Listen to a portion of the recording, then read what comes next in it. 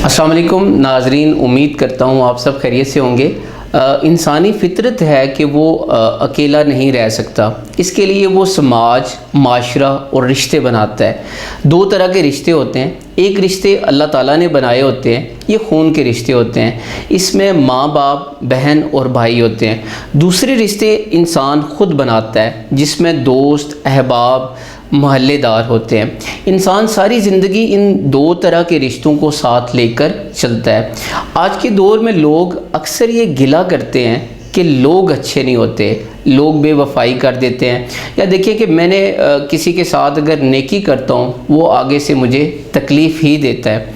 ये सारी की सारी बातें अपनी जगह पे बिल्कुल ठीक हैं, लेकिन याद रखें हम रिश्ते बनाते हुए कुछ ख़ास बातें हैं जिनको हम नज़रअंदाज कर देते हैं, जिसकी वजह से मुसीबतें हमारे गले में पड़ जाती हैं।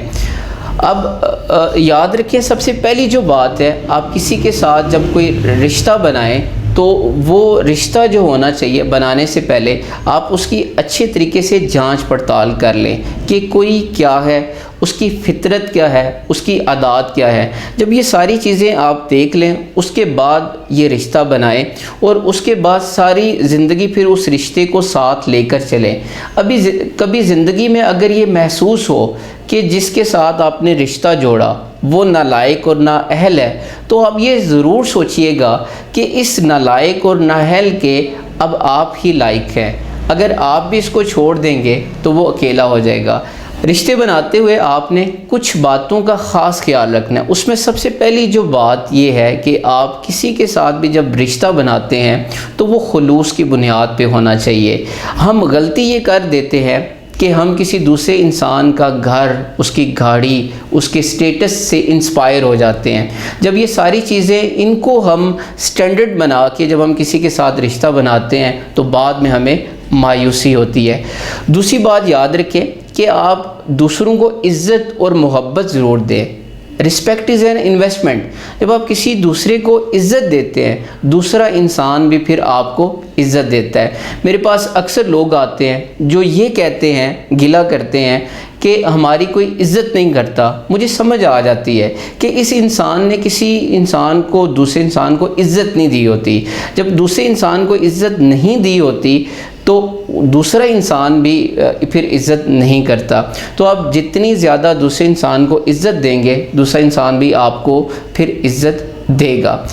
तीसरी बात आपने याद रखनी है कि आपने किसी के साथ जब रिश्ता बनाना है तो आप अपनी तरजीहात अपने दोस्त के सामने रखें और उसकी जो तरजीहात है वो भी आपको पता होनी चाहिए। इससे होगा ये कि आप दोनों का जो वक्त है वो ज़ाया होने से बच जाएगा। जब हमने अपनी तरजीहात वाज़े नहीं की होती कि हमारी ज़िंदगी में क्या अहम है, तो होता ये है बाज़ औक़ात आपका कोई दोस्त आपको कोई ऐसा काम कह देता है जो आपकी वैल्यूज़ के ख़िलाफ़ होता है, आप इनकार कर देते हैं। उस इनकार से आपका जो दोस्त होता है वो आपसे नाराज़ हो जाता है। लेकिन आपने अगर अपनी तरजीहात वाज़े की होती हैं, अपना ये वाज़े की होती है, तो आपको दोस्त को पता होता है कि मेरा जो दोस्त है वो इस पर कोई कंप्रोमाइज़ नहीं करेगा, वो मेरी बात नहीं मानेगा। इससे आपका रिलेशन बच जाएगा। चौथी बात है ये है कि लेन देन के मामले में बड़े कॉन्शियस रहें, लेन देन अच्छा रखें। मैंने अक्सर ये देखा है कि लोगों के जो पुराने रिश्ते हैं वो लेन देन की वजह से ख़राब हो जाते हैं। एक बात याद रखिएगा, इंसान की सारी ज़िंदगी में इंसान के हालात एक जैसे नहीं होते।